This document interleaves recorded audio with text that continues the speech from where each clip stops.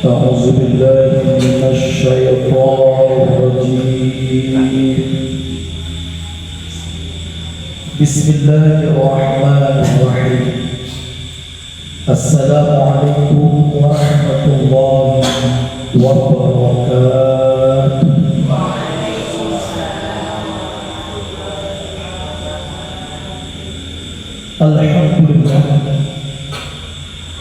Alhamdulillah Rabbil Alamin. Wassalatu wassalamu ala asyrafil anbiya'i wal mursalin wa ala alihi wa sahbihi ajma'in. Allahumma salli ala sayyidina Muhammad wa ala ali sayyidina Muhammad. ورضي الله تبارك وتعالى عن كل صحابة رسول الله أجمعين. أما بعد، سبحانك لا علم لنا إلا ما علمتنا إنك أنت العليم الحكيم. سبحان الله والحمد لله ولا إله إلا الله والله أكبر ولا حول ولا قوة إلا بالله العلي العظيم.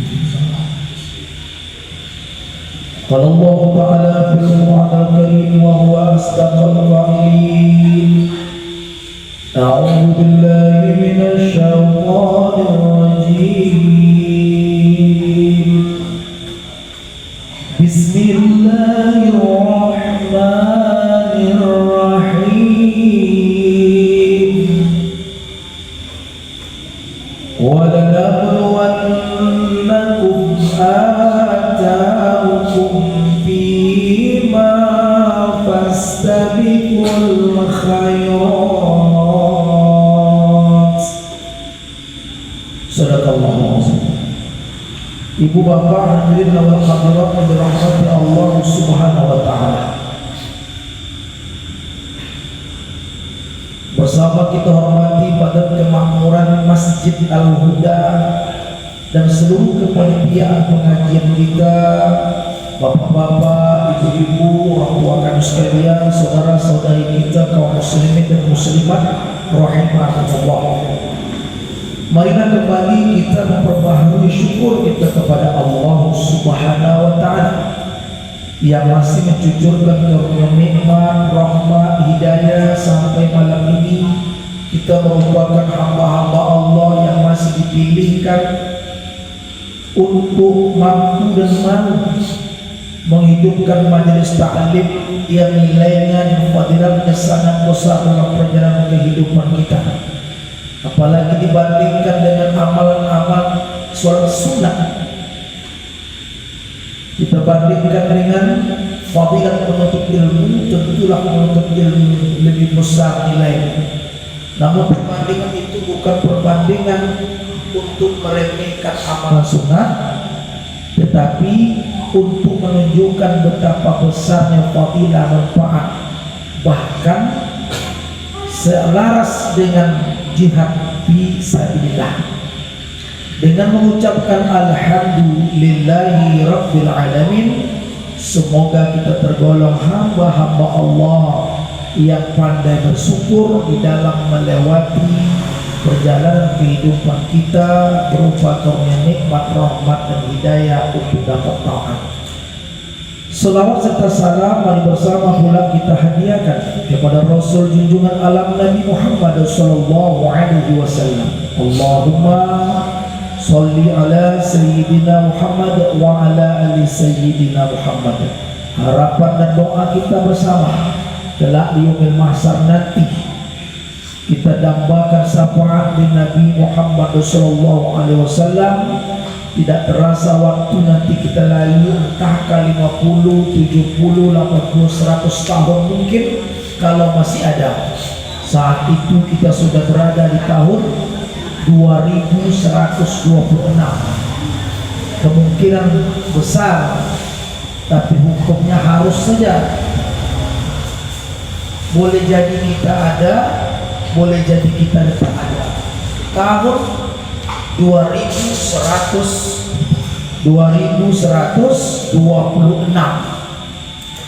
Namun jangankan 100 tahun akan datang, sedetik ke depan pun belum tentu milik kita. Maka atas nikmat diberikan Allah berupa kemampuan untuk menuntut ilmu, ditambah lagi dengan iringan sholawat serta salam, tentulah kita dambakan syafaat pada masa nanti saat kita tak lagi ada di dunia ini, berada di padang mahsyar pada hari janjikan Allah, yauma la yanfa'u malun wala banun, pada hari tidak ada manfaat harta anak-anak, illa man atallaha biqalbin salim, kecuali siapa yang datang membawa hati yang selamat. Dengan harapan kita termasuk sekelompok kaum yang mendapatkan syafaat dari Nabi Muhammad SAW. Amin ya rabbal alamin. Bapak Ibu rahimakumullah, tidak terasa waktu sebentar lagi, kalau tidak ada perubahan jadwal ketetapan untuk tahun ini, mungkin kita akan melaksanakan hari raya Idul Adha di hari Rabu. Tapi ini untuk Zulhijjah, dalam pembahasan tentang berkaitan amal-amal Zulhijjah itu tidak terlepas beberapa perkara saja. Maka untuk mengambil momen yang terbaik itu, biar tahu kita ada amal itu berupa amal harian, amalan bulanan, amalan tahunan, bahkan ada amalan seumur hidup. Maka menyongsong tahun dan bulan Zulhijjah tersebut, ditambah lagi amal-amal ada bulanan tadi, hendaknya sedikit banyaknya sepanjang kehidupan kita di dunia pernahlah kita buat. Itulah dia. Makanya diingatkan dalam pengajian, barangkali terlupa. Tapi bagi orang-orang yang biasa menjadi rutinitas amalan harian dia, amalan tahunan atau kebulanan, maka dia tidak akan luput untuk mengamalkan amal-amal sunnah tersebut. Setidaknya kalau sudah pernah kita dengar, ilmunya didapat, iringi pula dengan amalan-amalan soleh. Amin ya rabbal alamin. Contoh pembahasan kita di hari Isnin yang lalu telah kita bahas berkaitan dengan ibadah kurban. Maka sebenarnya antara kurban sama sholat, perencanaannya memang kurban dulu, tapi di Quran disebut sholat dulu. Nah, itulah kenapa pembahasan-pembahasan itu masih tetap berlaku. Setidak-tidaknya kita pernah melakukannya, seperti sholat sunat hari raya Idul Adha. Tetapi amal-amal jangan diperbanding-bandingkan, karena beberapa amal-amal itu memiliki keistimewaan tersendiri. Contoh, ada yang bertanya, manakah lebih afdal, lebih baik sholat hari raya Idul Fitri apa sholat hari raya Idul Adha? Nah, itu kan sama-sama hari raya tuh. Tapi ada juga orang menanyakan itu, mana lebih baik sholat Idul Fitri atau sholat Idul Adha, katanya. Sebetulnya kita bukan bertujuan untuk membanding-bandingkan lebih baik. Semua amal itu baik kalau dibuat. Nah, tetapi kalau dipinta perbandingan begitu, bagi orang-orang yang beramal, kedua-duanya itu amalan, bukan untuk dipilih dan ditinggalkan. Nah, lantas dipertanyakan begitu, maka kita sebutkan dalam hadis riwayat Tabrani, bunyinya begini: Inna a'zamal ayami 'indallahi subhanahu wa ta'ala yaum Idul Adha thumma yaum Idul Fitri. Sesungguhnya hari yang paling agung di sisi Allah Subhanahu wa ta'ala adalah hari raya Idul Adha, kemudian hari raya Idul Fitri. Begitu pula kalau nak diperbandingkan berdasarkan hadis. Maka sebab itu, kalau di hari raya Idul Fitri memang ada amal-amalan. Itulah dia sebelumnya itu melaksanakan puasa Ramadan, setelahnya ada hari raya Idul Fitri dan bersilaturahmi, bermaaf-maafan.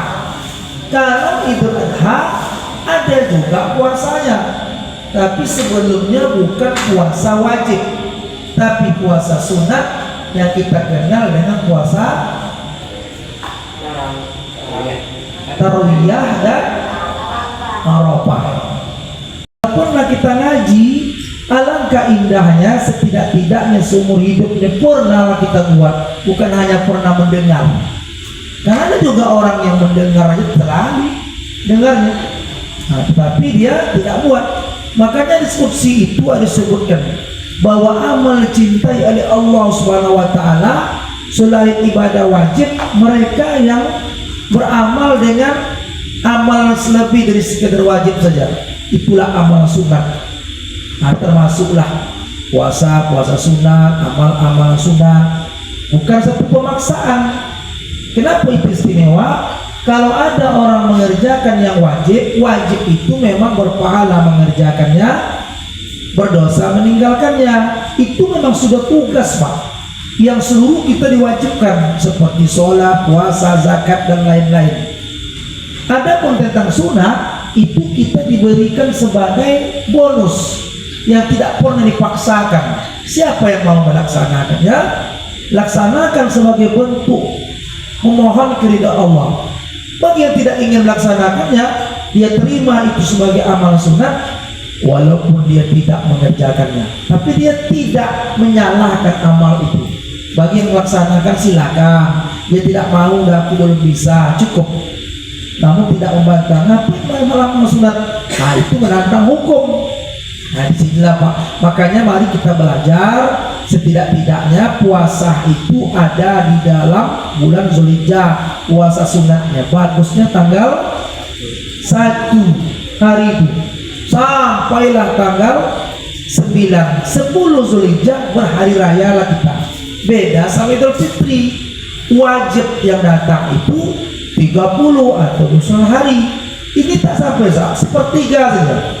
Jika sepertiga saat tanggal 9 tak kita dapatkan, udah cukuplah tadi bisa dilakukannya Tarwiyah dan Arafah. Ternyata Tarwiyah Arafah pun tidak, udahlah Arafah saja jadilah.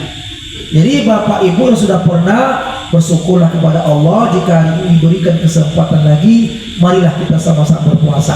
Bagi yang belum pernah sama sekali, dengan beberapa alasan, setidaknya 3 alasan beberapa orang ketika dikomentari tentang puasa Tarwiyah Arafah yang menjadi amalan di bulan Zulhijjah. Pak, Ibu, kenapa nggak puasa Tarwiyah Arafah? Apa jawab dia? Cuma sunat aja pun, yang wajib aja banyak tinggal, kata dia. Satu. Yang kedua, kenapa tak puasa Pak Tarwiyah Arafah walaupun salah satunya yang bisa dikerjakan? Apa kata dia? Yang wajib aja banyak tinggal, ngapain pula lagi nak mengerjakan sunat? Kobo aja banyak. 2. Yang ketiga, kenapa Bapak tak puasa Tarwiyah Arafah ini? Tak tahu saya, baru dengar saya baru ada Tarwiyah Arafah. Saya pikir itu untuk orang haji saja, kata dia. Itu berawal dari kemalasan dan ketidakmauan menuntut ilmu. Kalau tahu kita, coba diingat-ingat di tahun umur kita sekarang nih Pak, kapanlah kita terakhir melaksanakan puasa Tarwiyah dan Arafah? Jangan sempat semuanya kosong. Kurban tidak, hari raya Idul Adha sholatnya pun tidak, puasa Tarwiyah tidak, Arafah tidak. Nah, daging aja dia ada. Itu keliru. Nah, tetapi ada orang selama sepanjang hayat masih di kandung badan, semua amal-amal itu dibuatnya. Bukan karena menunjuk kita paling alimnya, bukan. Kenapa demikian? Karena kita ingin menggapai ridha Allah di kehidupan setelah ini. Takkan ada amal-amal yang kita buat, selesailah berakhir dengan kematian kita. Itulah kenapa Nabi katakan, Pak, orang yang meninggal itu yang taat saja menyesal ketika nanti padang mahsyar, apalagi yang tidak taat, mati dalam keadaan tidak taubat. Apa disesalkan oleh mereka? Mereka menyesal kenapa sedikit kan dibuat itu. Padahal dia tahu amal itu tidak pernah jadi beban. Karena orang beriman tidak pernah merasa puas dalam ketaatan sampai dia meninggal dan bertemu dengan Allah. Nah, setidak-tidaknya sedikit banyak pernah dibuat. Karena dibuat tak dibuat, waktu berlalu nih Pak. Nah, kalaupun niat adalah aku tidak kerjakan tahun ini, mungkin tahun depan. Kok apa itu? Kok masih hidup? Jadi kesempatan yang ada ini harus sia-siakan. Yang dulu itu udahlah, karena tak tahunya kita, karena remehnya kita. Nah, kalau demikian adanya, andaikan qadha itu Ramadan banyak, niatkan aja kita mengqadha puasa hari Ramadan yang wajib. Karena kita laksanakan di masa Tarwiyah dan Arafah, kita pun dapat kebetulan pula hari Isnin, dapat lagi pahala puasa hari Isnin. Alangkah indahnya itu, dapat pula qadha, dapat pula itu Tarwiyah, dapat pula puasa Isninnya. Tapi kita menyiapkannya bukan nak dilibas semuanya. Qadha aja puasa, tetapi dapat keistimewaan di bulan itu. Itulah kenapa ada orang beralasan tinggal qadha aku aja banyak ya qadha aja. Tapi di bulan Tarwiyah, di bulan Zulhijjah puasanya Tarwiyah dan Arafah. Kita ada alasan, Pak. Jadi mereka yang belum pernah mungkin tahun ini dia coba untuk puasa itu, tapi tak boleh coba katanya. Dalam rangka kita berniat beramal satu sekaligus kita belajar melatih diri. Nah, tahun depan panjang umur masih ada waktu dilakukan. Kalau tidak, apa boleh buat? Di alam kubur tak mungkin akan dikembali ke dunia. Padahal penting untuk kepuasannya, Pak. Saya hanya nanti bacakan beberapa keterangan kitab, kita belajar apa fadilatnya, kita kenalkan puasa ini sekaligus bagaimana caranya supaya jadi ilmu rupa kepada kita, batas kita kaji puasa dan hari raya dan beberapa masail. Masail itu masalah yang terjadi di dalam bulan Zulhijjah, termasuk mungkin ketinggalan sholat hari raya lah yang tak jadi sholat hari raya. Kenapa? Rupanya pas datang orang udah bersolat keterugaan. Pulang nih, kenapa pulang? Terlambat Pak Ustaz, pulang kami main kami datang. Padahal semua solusi ditawarkan itu ada caranya, Pak. Ada yang sampai suami istri karena sibuknya mengatur masalah opor ayam beserta ketupat-ketupatnya, sehingga udah khotbah orang baru lah dia teringat sholat hari raya. Nah, haruskah kita sholat sendiri atau suruh suami di khotib di rumah pakai tongkat dari penyapu? Jemaah yang cuma satu, itulah istriku. Kepada istriku sayang yang saya muliakan, itulah di hari berada ini kita berdua sholat berjamaah di rumah ini. Apa begitu?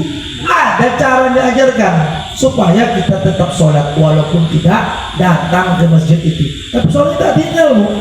Kenapa? Karena dia tahu ilmunya. Nah, saya tidak bahas masalah kurban lagi, udah kita bahas hari itu. Dari Rabu yang lalu tuh masalah dagingnya, masalah waktunya, masalah perut dan masalah yang terjadi di sana sudah kita terangkan. Nah, kali ini mudah-mudahan bagi sudah beramalkannya, semoga Allah terima amal-amal soleh yang kita lakukan itu. Bagi yang belum melaksanakannya tetap sama sekali, Pak, dengan harapan dengan kajian ini terbukalah hidayah Allah di hati kita, kita laksanakan itu. Tadi saya sudah niatkan, Pak, ini makan untuk Senin kita puasa. Nah, berarti nantilah sahurnya kebetulan lepas nih. Nanti sahurnya nih, Bu. Nah, kalau ada perubahan di waktu begitu, masih ada waktu lagi subuh nanti. Pas saja kajinya hari ini. Nah, kita lupa diingatkan. Kalau tata caranya ada, kemudian fadilatnya banyak, mari kita pelajari dulu fadilah. Fadilat ini bukan untuk tujuan gara-gara fadilatnya banyak kita puasa. Kalau dipikirnya boleh saja ya, Pak, dengan mendengar fadilatnya begini, pahalanya begitu begini, bagus sebagai motivasi dipikir.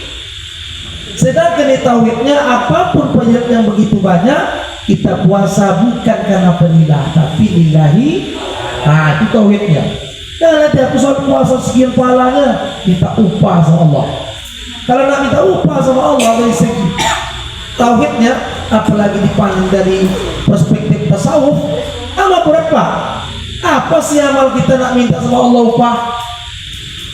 Kenapa? Karena yang kita kerjakan amal soleh itu untuk kita juga. Yang kedua, bisanya kita melakukannya karena Allah juga. Mana contoh? Membaca Al-Quran. Kita baca Al-Quran. Bismillahirrahmanirrahim. Inna a'tayna yubtar fasalli rabbika wanhar inna syani'aka wal abtar. Kita baca 3 ayat, orang terbaca 30 juz. Nah, orang yang 3 ayat baca mintalah upah pahala. Memang 1 ayat itu 10, berarti 1 huruf 10 Bang, 2 huruf 20. Inatu aja berapa hurufnya tuh?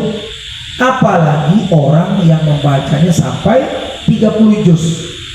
Nah, pada segi fikihnya benar Bang, memang pahalanya betul, itu tak salah. Tetapi ketika kita beramal jangan karena pahala. Kalau Allah mau debat kita, umpamanya dihujahnya, tak apa kita jawab, kenapa engkau masuk surga? Ya Allah, karena aku membaca Al-Quran, suaraku bagus, baca tajwid mantap.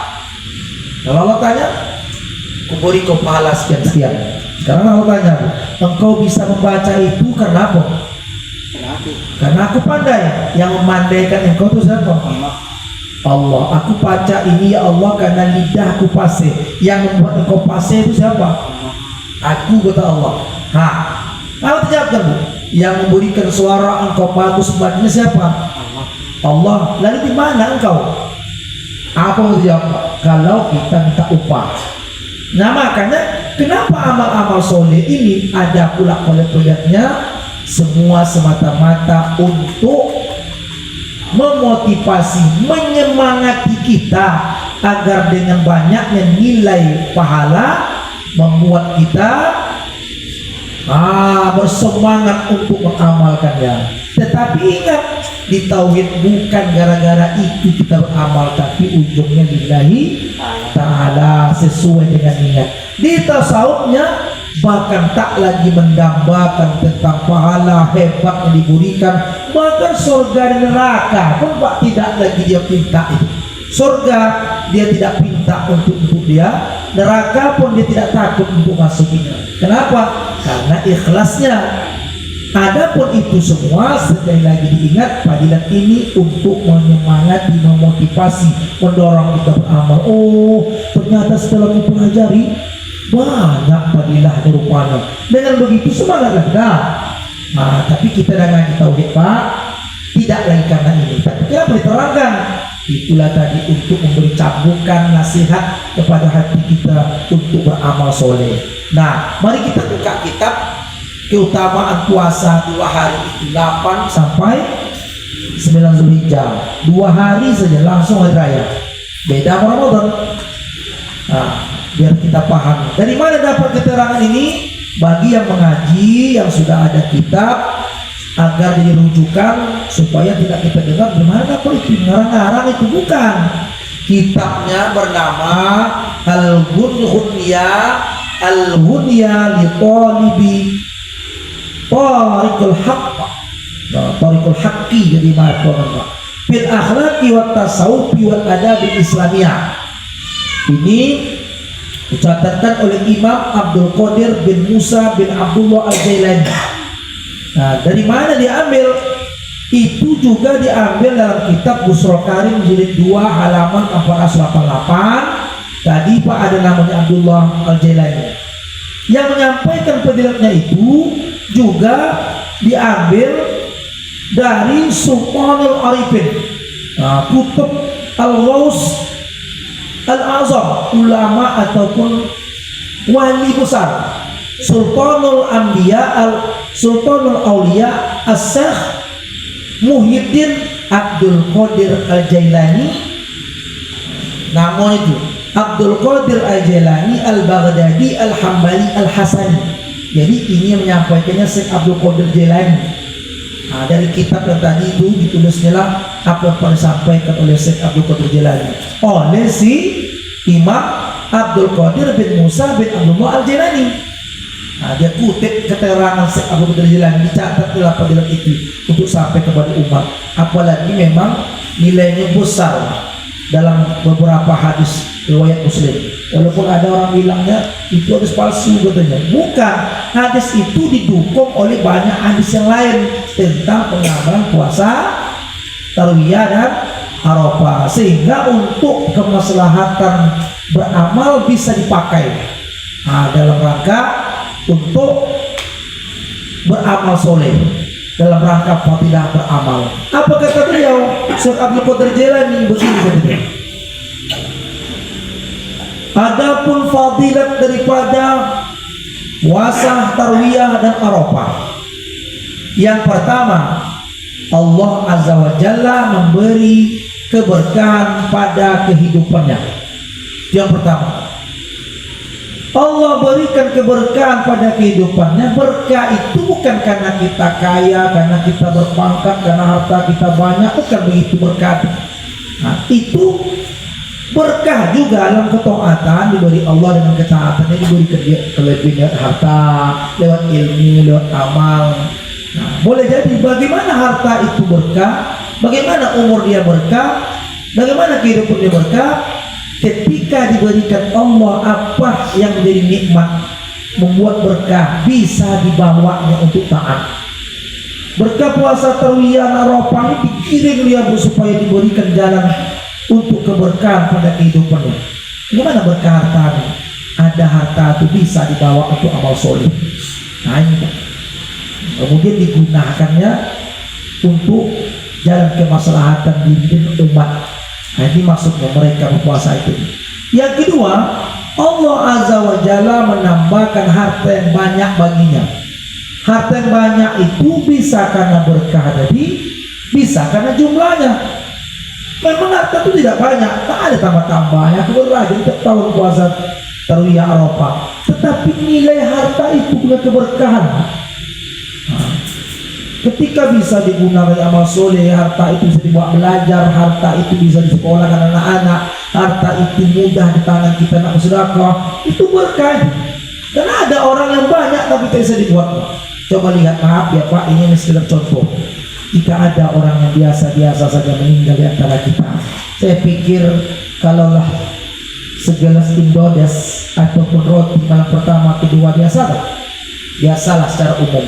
Malam ketiga dibuatlah di kampung kita makanan, ada bontoknya dibawa pulang.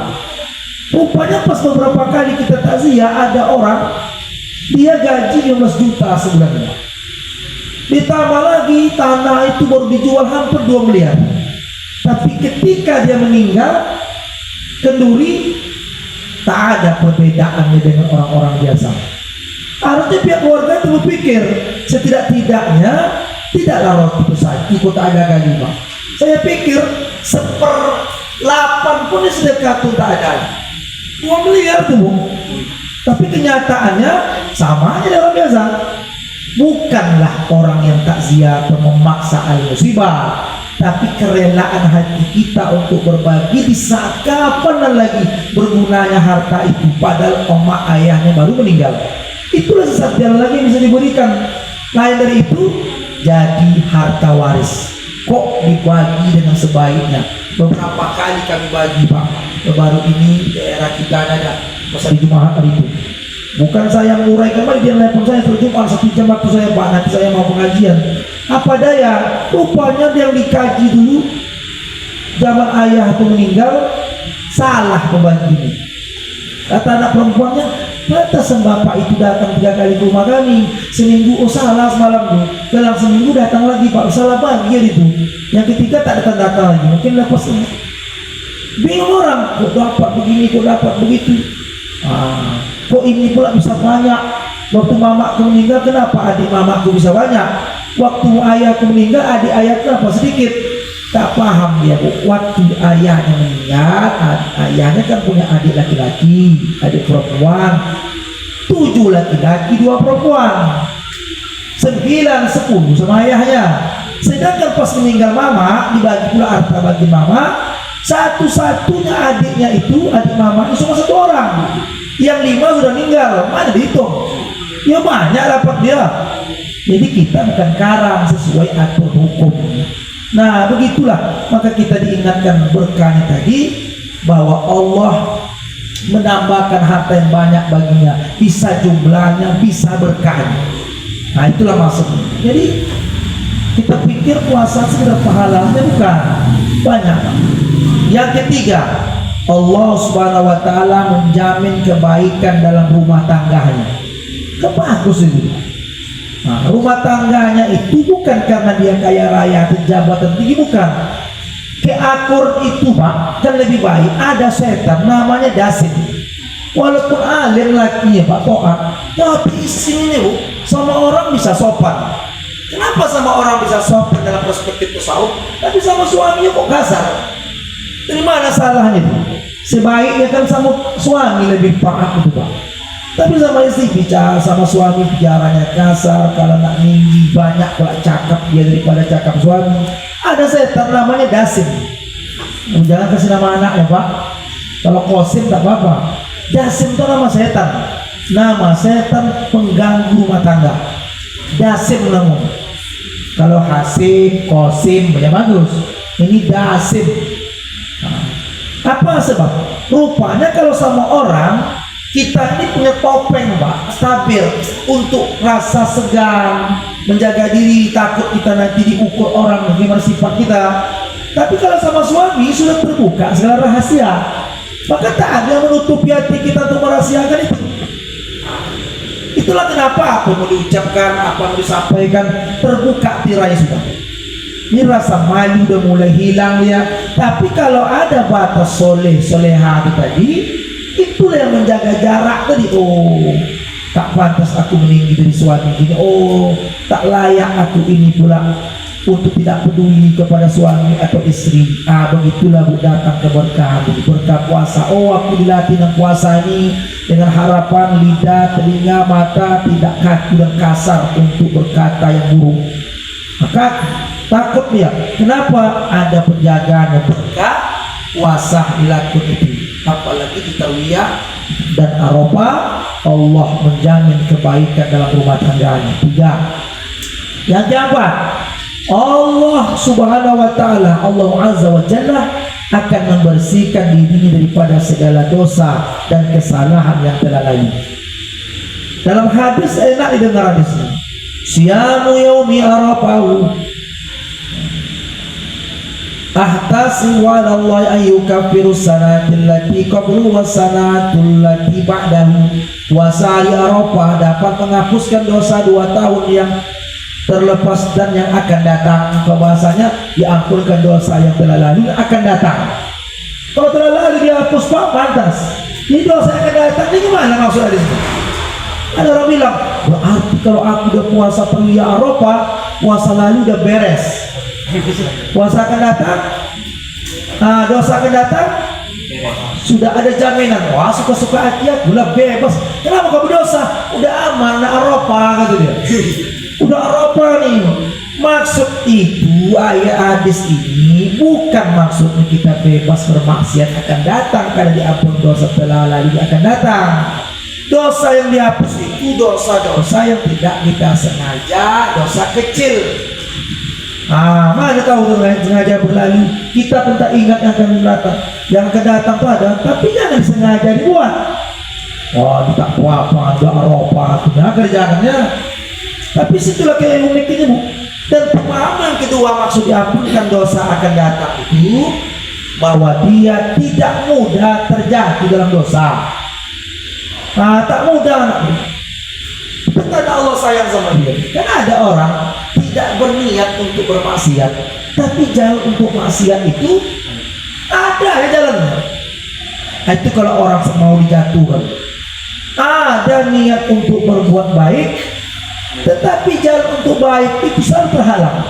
Aku ingin puasa esok, aku ingin sholat, tak jadi. Aku ini tak ingin lagi berbuat dosa, tapi jalan dosa itu ada aja. Ada aja mengundang kita berbuat dosa itu. Nah itulah maksudnya. Itulah kenapa paling mahalnya dalam ibadah, kenapa ampun dosa aja. Asal cerita ampun dosa, Allah sayang. Ampun dosa, Allah sayang. Amal ini ampun dosa, Allah sayang. Karena itulah yang menghalang kita untuk taat. Dosa itu termasuk. Makanya alangkah hebatnya doa kedua ibu bapak. Kalau ada orang nanya, ini mana hebatnya? Doa ibu bapak itu hebatnya, dia tidak pernah selesai sampai di kiamat. Yang kedua, doa itu berisi tentang ampunan dosa dan kasih sayang. Mana tak selesai di kiamat? Sewaktu kita umpamanya punya kakek ya dulu, kata kakek bilang sama ayah, nak doakanlah ayah. Kata anaknya, ayah kita lah itu atau mama, Allahumma ufir lana dhunubana wa walidina warhamhuma kama rabbayana shighara. Meninggal kakek itu Pak, doa itu masih panjatkan ayah. Nah sekarang ayah kita pula yang menyuruh kita, anaknya. Nah kalau nanti ayah tak ada ataupun ada yang melembutkan doa orang tua ya, kata anaknya, Allah berlana dzunubana wa warhamhuma kama rabbayana shighara. Ya Allah, ampunkan dosa-dosaku, dosa-dosa kedua ibu bapakku. Itu ampun, sayangilah mereka sebagaimana mereka menyayangi aku sewaktu aku masih kecil.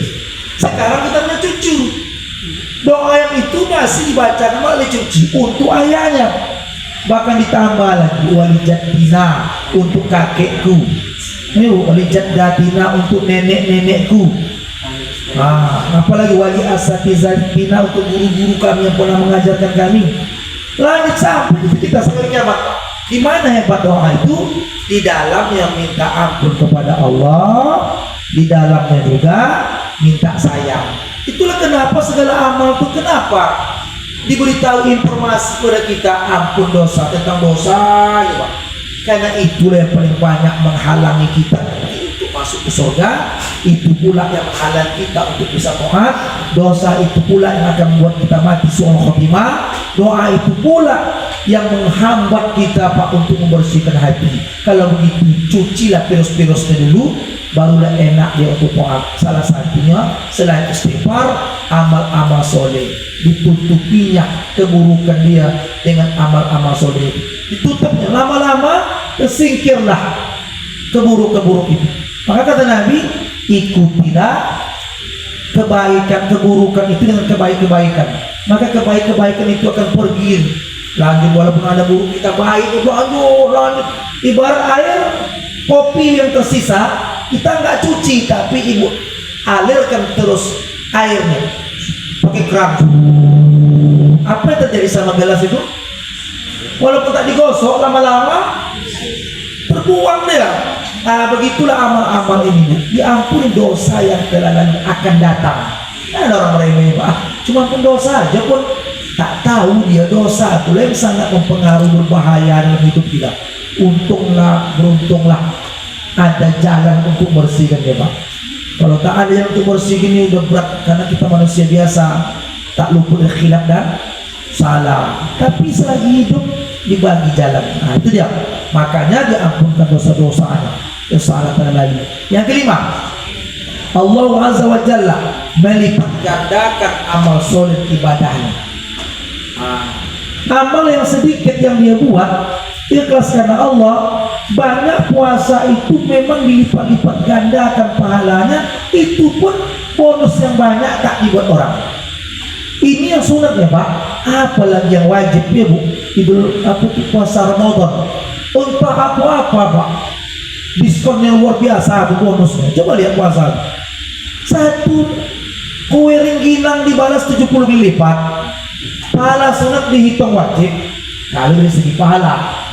Lalu kalau kita jelaskan bagaimana lagi mau diberikan kepada umat ini kasih sayang Allah Ta'ala untuk tertarik beramal soleh, maka diperlukan di Madrid. Kita bilang apa yang di Madrid, walanabluwannakum ata'ukum fima fastabiqul khairat, untuk menguji kamu dari apa yang datangkan kepadamu, berlomba-lombalah untuk menuju kebaikan, bukan berlomba-lomba menuju kita paling banyak amal. Kalau pada tasawuf nih Pak, mau dilihat orang, mau tidak, mau kata orang kita tak beramal, itu terserah dia. Tapi kita punya amal masing-masing, kita tahu ini untuk kita akan kembali juga kepada kita. Nah begitulah, baik wajib maupun sunatnya. Dan itulah indah jadi amal soleh ibadah pergandakan. Yang keenam, Allah Azza wa Jalla memudahkan dirinya saat sakaratul maut. Selalu kita doakan ibu, Allahumma win alaina fi sakaratil maut Allahumma hawwin alaina fi sakaratil maut. Allahumma hawwin alaina fi sakaratil maut. Boleh diulang-ulang Pak, dan doa selamat. Doa itu kalau terasa kita penting, bagus, dan sangat kita gambarkan, diulang-ulang. Itu doa selamat itu kan banyak. Kenapa orang mengulang-ulang sakaratul maut? Ternyata di saat itu yang paling berat. Itu yang paling berat. Karena final. Allahumma hawwin alaina fi sakaratil maut. Ya Allah, tolonglah kami pada saat sakaratul maut. Sakarat, antara naik turunnya napas, seperti orang yang tenggelam dalam laut. Lalu habis. Coba kita bayangkan, saat itulah yang kita tercabut iman. Ya boleh ulang Pak, itu penting. Kalau kita lebih penting soal rezeki, ya boleh ulang-ulang. Apa doa itu? Wa barakatan fi rizqi, wa barakatan fi rizqi, wa barakatan fi rizqi. Ya Allah, berkatkanlah rezeki ya Allah. Ya boleh Pak. Jangan kemarin Ustaz itu doa rezeki ulang-ulangnya. Ustaz yang ini sekotong maut aja. Ustaz yang itu bulan lain, tak sehat aja bintangnya. Mungkin sedang sakit dia. Allah nasruka salamatan fiddin wa afiatan fil jasadina wa afiatan bi jasadina wa afiatan bi jasadina, katanya. Sehatkan tubuhku ya Allah. Mungkin dia sedang sakit dan tak sehat. Ini bagus. Dan selain dari itu, kita juga minta Pak dalam doa apa itu? Allahumma masalah mati. Coba doa singkatnya apa Pak? Allahumma. Ibu, ya Pak, yang saya ibu dengar. Yang minta husnul khotimah tuh Allahumma. Udah tadi ya mau husnul khotimah. Dua kata. Ayo Bapak. Allahumma. Saya kasih ujung ketipan yang biar ibu isi. Nanti kalau ibu dengar yang mengantuk, ibu apa? Ada ujungnya tuh. Terakhirnya su'ul khotimah, husnul khotimah. Saya lagi ingat sama Pak aja. Tahu Pak bunyinya? Allahumma apa itu? Allahumma khtim lana bi husnil khotimah wa la takhtim alaina bi su'il khotimah. Ya Allah, boleh tutuplah kehidupan kami ini dengan husnul khotimah. Jangan kau sudahi kehidupan kami ini ya Allah dengan su'ul khatimah. Husnul khatimah itu sebaik-baik kematian. Yang ini didapatkan dalam amalan puasa Arafah dan tarwiyah Arafah tadi. Allah berikan kepada dia nanti mati dalam kondisi sakaratul mautnya, dipermudahkan balik ruh. Jadi mudah atau tidak itu bukan pada penilaian orang. Enak betul mati sekolah untuk Pak Ustaz. Kenapa? Kemarin dia menyabung ayam, laga ayam per tahunnya 500.000 Pak. Pulang ke rumah, ceritalah istri dia dan meninggal suaminya itu. Kapan meninggalnya? Pas hari Jumat mau minjam uang kepada jiran tetangga. Kata dia ada keperluan, rupanya nak nyabung ayam, tak kasih orang, minta sama adiknya, kasihnya rupanya mau laga ayam.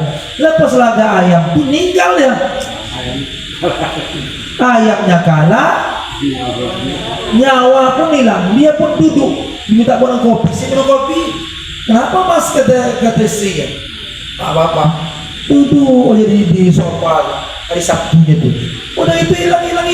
Enak betul mati, enggak melupur macam ayam katanya. Berarti setelah khotimah lah tuh Pak Ustaz, kata dia. Padahal baru aja dia melakukan maksiat. Sholat Jumat malamnya tidak, melaga ayam bulan. Itu kondisi pada manusia. Boleh jadi kata kita lembut, kata kita tak mungkin untuk tarik aja tanpa notifikasi, tanpa peringatan. Kalau ada peringatan Pak, ada rasa dia hendak mati, tak 1 hari 2 hari kasih firasat, boleh jadi dia ingat bertobat. Nah, mati lampu lah kiasan. Sini mati pada hari. Aku tempat kami begitu 2 rakaat sampai maghrib, padam semuanya. Jam 8.15 besok umur hidup. Agak lama sedikit lah. Apa pelajaran dapat ibu ambil itu? atau notifikasi seperti tadi. Kalau ada peringatan orang bisa bersiap, walaupun tabrakan dia meninggal soal khotimah bukan. Boleh jadi sebelum dia terjadi itu mungkin banyak taubatnya, banyak istighfarnya, dia bersiap-siap meninggal pada kondisinya mungkin orang bilang ditabrak mobil Pak meninggal, kesian jasad dia hancur lebur, tetapi boleh jadi pulang dalam kondisi husnul khotimah. Yang tadi nampaknya santai, tenang, minum kopi langsung mati, tampaknya dalam zahir kita tenang, dia mati bapak itu, tapi boleh jadi soal khotimah. Kita tak boleh menuding-nuding orang masalah itu, Pak, itu urusan dia. Yang jelas orang mereka yang berpuasa tadi dalam fadilat kata Syekh Abdul Qadir Jailani dibagi jalan untuk kematian sakaratul maut, diberi jalan. Nah, kalau ada tanda pun beritahu enak kita bersiap.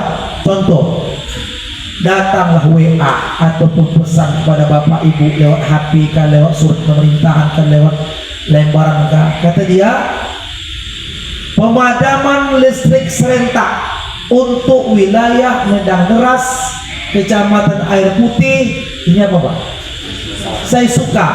Nanti jam 10. Berita itu sampai kepada Bapak Ibu jam 7 pagi. Apa yang Bapak Ibu lakukan? Nah coba, yang menampung air penuh semua tong-tong penuh itu, walaupun dari gelas ke seluruh gelas diisi sampai semua ember-ember diisi. Setelah itu kita bisa nyuci dulu sekali-kali kotornya seluruh gawang. Yang mau masak, yang mau boleh bereskan dulu. Setelah itu sudahlah sampainya 9.30 pemadaman listrik jam 10. Ibu tenang aja setengah jam tuh, tak apa-apa dia mati itu, warna siap. Begitulah Pak gambar orang yang tadi dimudahkan kematian itu. Kapan bicara, dia udah siap, makanya dia tenang. Ada yang tersenyum, oh ya aku mau dia biasa, udah siap dia tinggalkan anak-anakku, suami, keluarga. Ini waktunya aku pulang. Cabut daya Allah ke sana, aku sudah siap betul. Maka dia pulang. Satu. Yang kedua, setelah itu padamlah lampu. Gelap itu latihan kita, walaupun panas Pak, tanpa kipas angin lah, tidur keluar nyamuk. Itulah gambaran daripada alam kubur. Orang yang biasa gelap sendiri Pak, dalam keadaan sunyi, dalam keadaan gelap maksudnya bertahajud di saat amal sunatnya tadi. Mereka itu mengundang husnul khotimah. Selain puasa juga sholat tahajud. Mereka tak takut kesunyian Pak. Kenapa? Karena mereka sudah terbiasa dengan sunyi sepertiga malam tuh. Anak ada, istri ada, suami, keluarga ada, tapi dalam keadaan itu dia heningkan suasana karena mengharap ridha Allah. Dalam itulah dia beristighfar, minta ampun, sunyi, sepi. Nanti di kubur itu tidak diheran lagi, walaupun tiap malam kas dulu sekali kah. Gelap itu Pak Ustaz tak rasa terbiasa dengan kegelapan dalam kubur kita, sedangkan gelap yang ada mati lampu separuh hari sesumatera itu hampir lebih kurang pun ketakutan kita ya. Nah, takut kita. Padahal air itu bisa tak mandi 1 hari ini tak apa-apa. Kambing itu mahal juga tak mandi. Kalau awak tak mandi 3 hari, paling dijauhkan orang sebentar aja. Nah itu artinya apa? Bukan mati lampu kita takuti, mati iman. Ada orang bilang, aku kalau mati lampu tidak aku sedih. Kenapa bang? Yang aku sedihkan mati kamu. Nah, itu suami dia bilangnya mendorong istri itu. Mati lampu biasa saja, kalau mati kamu susah hati aku. Nah, Bapak Ibu rahimakumullah, bisa tuh gambaran bahwa bagaimana orang yang puasa tadi memudahkan dia sakaratul maut. Kenapa? Dia terbiasa dengan lapar, haus. Apa sebab? Rupanya orang mati mau meninggal nih haus bukan bangun, walaupun dibagi satu lautan air. Tapi mereka yang beramal dengan puasa tadi salah satu jalan untuk mudah dalam kondisi sakaratul maut. Yang keenam kata Syekh Abdul Qadir Jailani.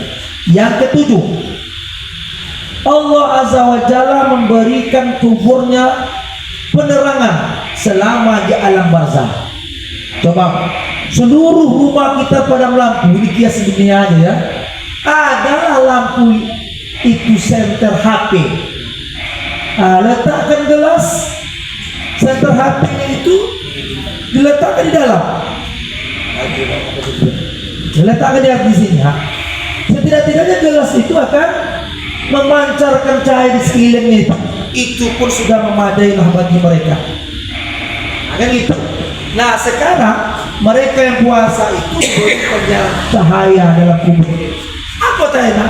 Seluruh orang semuanya pada melakukan. Kita punya limitnya satu rumah kita, Pak. Kira-kira cukup atau tidak? Cukup bagi orang yang kegelapan. Nah, tapi akan merasa kurang jika orang lain dalam keadaan terang. Semua orang terang, kita adalah sendiri yang punya lilin kecil belas susah pelinting. Walaupun itu cukup, tapi kita tak merasa cukup karena kita merasa ada orang lebih terang daripada kita. Tapi di alam kubur mana seperti itu. Biar terang, lebih terang dari kita orang tuh, saat itu cukuplah bagi kita menerangi. Nah, itu mereka yang puasa diberi Allah jalan.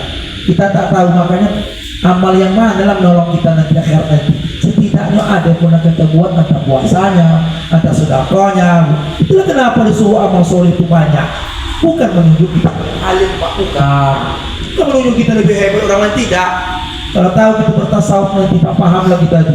Oh ternyata aku amalkan ini bukan untuk riya dan pamer amal, tidak. Ada masa meski orang tak menganggap kita pandai, tak menganggap kita banyak soleh, amal soleh tak masalah. Tetapi kita kepada Allah paham benar bahwa amal-amal soleh kita lakukan itu adalah bahan menolong kita nanti di alam barzakh atau alam kubur. 8. Allah memberikan timbang amal kebaikannya saat di padang mahsyar. Kalau pada ayat itu bahkan sih ada balasnya pas-pas. Faman ya'mal mithqala dzarratin khairan yarah wa man ya'mal mithqala dzarratin syarran yarah. Barang siapa yang berbuat amal soleh walaupun sekecil atom atau sekecil biji sawi atau biji bayam, mereka dapat balasan. Siapa yang berbuat buruk sekecil biji sawi atau atom ataupun atom kecil pak debu, dapat balas. Nah berarti seimbang. Tapi yang ini mereka walaupun berbaik dilipat-lipatkan nih. Nah ini puasanya paling 10. Ramadan Pak, Ramadan kalau dihitung sedikit puasa paling 10. Berarti 30 hari 3 kali 10 berapa? 300. Tapi di hadis itu barang siapa yang berpuasa bulan suci Ramadan kemudian diikuti dengan puasa 6 hari bulan Syawal, maka seolah-olah dia puasa selama setahun. Di mana ngitungnya itu? Kok hitung setahun? 10 aja hitungannya, berarti kalau 30 hari 300 tambah 6 hari 10 kali 60 kalau digabung lebih kurang 360 hari setahun, maka dihitung seolah-olah dia puasa selama setahun. Itulah Pak hebatnya ulama pemahami Islam itu. Seakan puasa mana jalan setahun, dihitung nilai pahala setahun 10 itu. Nah sekarang puasa tadi 2 hari, kalau dihitung 10 20, kalau dihitung satu sholat itu 100, satu puasa sudah 200. Kenapa? Saking besarnya fadilahnya, makanya waktu ditimbang nanti itulah dia beratlah banyak timbangan amal baik. Amalnya sedikit kok 2 kali saja dia puasa terbiasa sama Eropa kok banyak, karena timbangan amalnya dipergandakan. Baik buruk memang ditimbang, tapi yang terbaik dikerjakannya banyak fadilah, itulah membuat timbangan itu meningkat nilainya. Bapak Ibu rahimakumullah, itulah nikmatnya fadilah dalam beramalkan puasa ini. Dengan begini lapang saya rasa Pak udah cukup bagi kita untuk bersemangat mengerjakan itu. Tapi imam ataupun sultan aulia tadi, penghulu atau rajanya wali-wali tadi, Abdul Qadir Jilani, diterangnya 10. Yang ke-9, Allah Subhanahu wa taala akan menyelamatkannya dari pada kedudukan dunia, terhindar dari kehinaan. Maksudnya ini kalau ada penghinaan, kejatuhan dari dunia, Allah beri dia pertolongan. Antara cacian, makian, hinaan orang, tudingan macam-macam Pak yang membuat dia terjatuh dunia ini, Allah angkatkan kembali tentang kemuliaan dia. Ada dalam cara Allah, orang berusaha nak mendengkikan dia, ada jalan untuk Allah muliakan di jalan. Itulah hebatnya orang puasa tadi bilang. Memang begitu bilang. Yang ke-10, Allah angkat derajatnya di sisi Allah dengan tak tahu kita lagi menilai angkat derajat kita. Di segi mana? Wallahu alam. Entah tak dari segi harta, dari segi ilmu, dari segi ilmu, dari segi amal hati kita, dari suka dia berbuat taat, itu derajat itu bang. Sukanya hati kita untuk berbuat baik, tahu awak beramal, sukanya kita mengamalkan.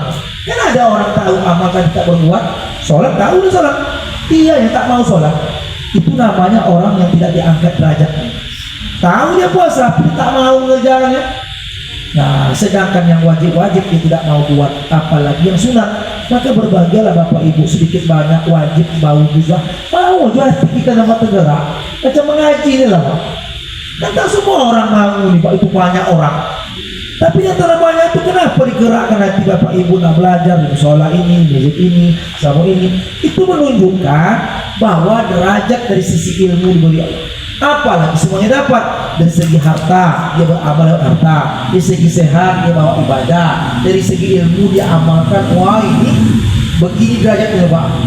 Nah itulah makanya kita diingatkan. Jadi kalau demikian terbukalah hati kita untuk berpuasa nanti. Sahurlah, niat yang paling mudahnya, lebih kurang bunyinya Pak, berbagai versi, tapi tujuan tetap niat puasa sunat. Di antaranya tata caranya adalah sahur seperti biasa. Lalu berniat kita nawaitu shauma ghadin an tarwiyati sunnatan lillahi ta'ala. Tinggal ganti dulu. Kalau dia puasa tarwiyah, nawaitu shauma ghadin an tarwiyati sunnatan lillahi ta'ala. Kalau bahasa kita apa tuh? Aku niat puasa esok hari di hari tarwiyah sunat karena Allah Ta'ala. Kalau mau ganti Arafah nanti tanggal 9 ganti aja nawaitu shauma ghadin anil Arafah sunatan lillahi ta'ala. Kalau Bapak dengar nanti ada orang bunyi lain begini Pak, sama aja nawaitu shauma ghadin an adai sunatan yaum tarwiyah lillahi ta'ala.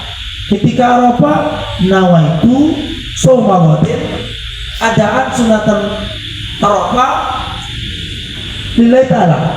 Tak dapat kami Pak, aku niat puasa Arafah esok hari karena Allah Ta'ala, sunat karena Allah Ta'ala.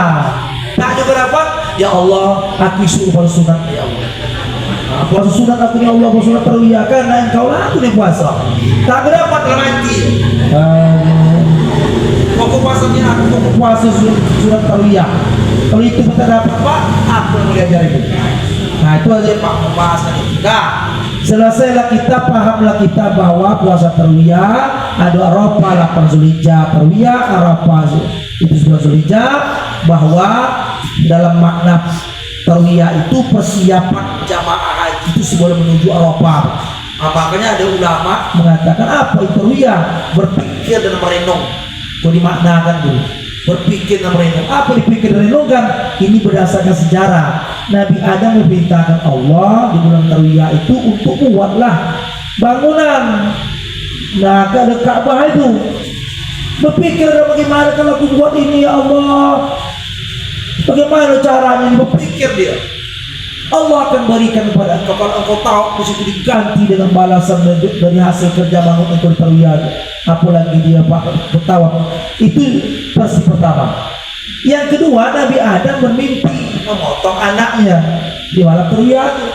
Maka dikabulkan mimpi itu benar, dipotonglah di 10 Zulhijjah, tapi diganti dengan nifas. Itulah tarwiyah, memikir, merenungkan.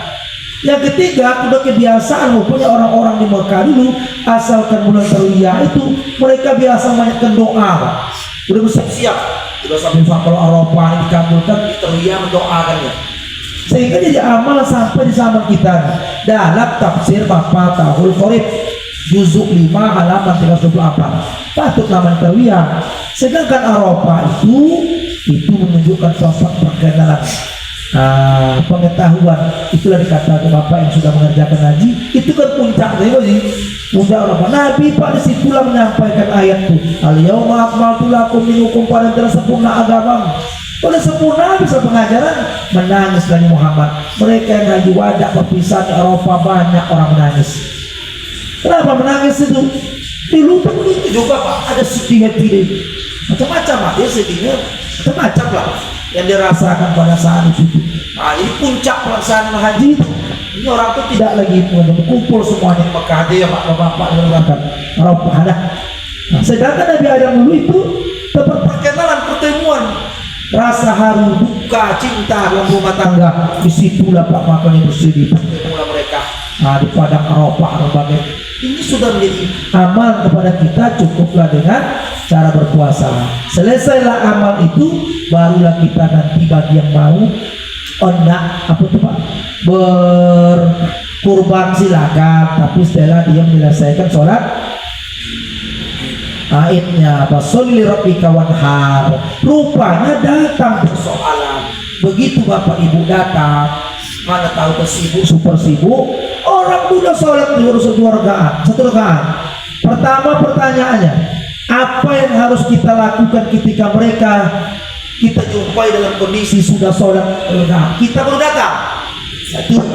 Yang kedua, kita datang pada saat mereka sudah assalamualaikum. Tapi tak pernah terjadi karena ibu bapak dulu datang daripada ustadz tuh atau balik. Itu kan kalau terjadi Pak, begitu datang, Assalamualaikum warahmatullahi, Assalamualaikum warahmatullahi. Ibu kenapa nggak sholat semalam? Ketinggalan kami Pak Ustadz, balik kami malu tinggal gitu. Yang ketiga yang tadi Pak, belum lagi itu khutbah udah dibuka, terdengarlah suara di masjid tuh. Udah sholat, udah khutbah orang tuh, suami istri berangkat, timbul 3 hukum Bu. Bagaimana menyelesaikan itu? Maka dalam kajian dibahas Pak, kalau kita tinggal 1 rakaat, kita tetaplah usollinya seperti biasa, tapi kondisi masbuk. Berarti kalau masbuk, pada saat rakaat yang kedua, mereka akan melaksanakan takbir sebanyak berapa Pak? 5 kali. Yang seharusnya takbir pertama 7 kali, takbir kedua 5 kali. Kita datang masbuk, berarti waktu imam sudah takbir 5 kali. Allah, sampailah kita bangun ya Allahu Akbar, kita bangun Allahu Akbar, kita baru datang itu. Maka kita tetaplah melaksanakan takbir sebanyak 5 kali seperti imam. Tapi nanti pada saat imam assalamualaikum, kita naik lagi. Berapa takbirnya Pak? Tetap 5. Nah, kenapa bisa gitu? Kalau kita buat 7 terbalik lah. Tadi 5 ini 7, tetap 5. 5 yang tadi kita ikut bersama imam. 5 yang itu memang tugas sebagai makmum ataupun imam aturnya 5. Jangan pulang Bu.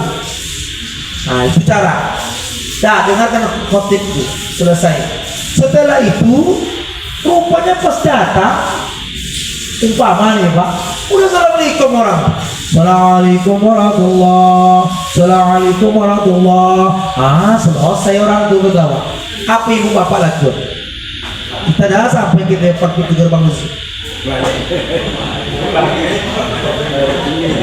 Dalam 2 soal tadi Pak, kebanyakan orang pulang. Saya tanya yang kedua, dia pulang jelas malu dia. Rupanya yang datang 1 rakaat tadi pun pulang juga. Kenapa? Malu bangun yang kedua. Orang nengok kita nanti, kenapa lah bapak ini diri sendiri, orang semuanya pulang sudah sholat pulang juga dia. Padahal dihukum boleh Pak.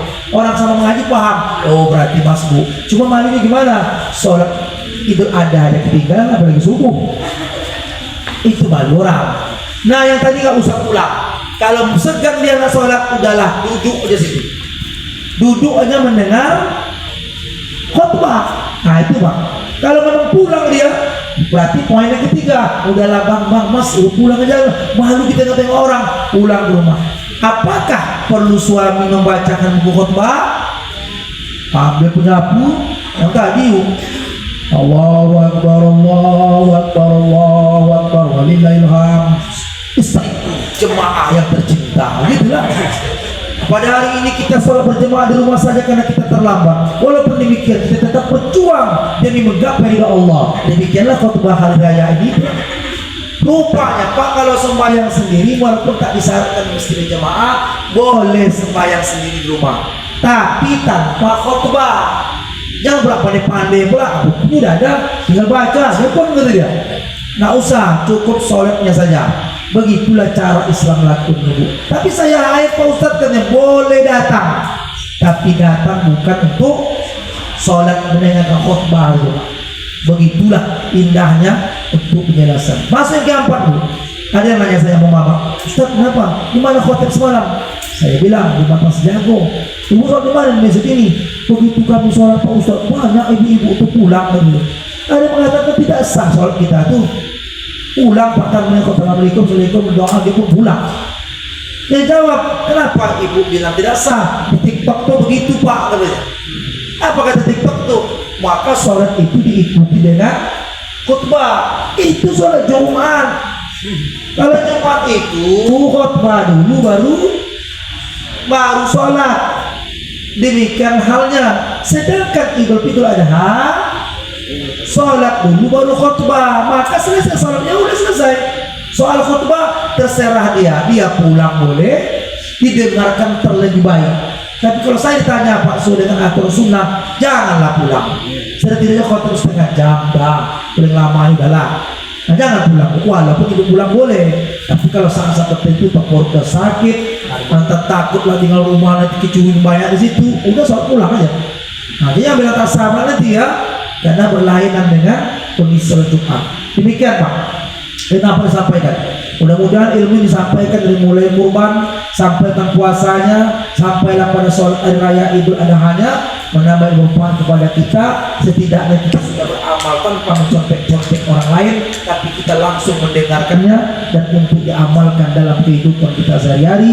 Panjang umur dan ketaatan. Jika tidak tahu ingin tahu depan, mohon kepada Allah panjang umur ketaatan, diberi kita kemampuan untuk mengamalkannya.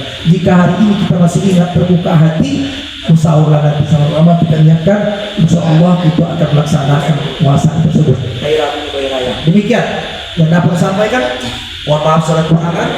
Jika ada kekurangan kurang pemahaman boleh pertanyakan. Yang sudah paham alhamdulillah, selamat beramal, semoga Allah meridhoi. Akhirul kalam, billahi taufiq wal hidayah. Wassalamualaikum warahmatullahi wabarakatuh.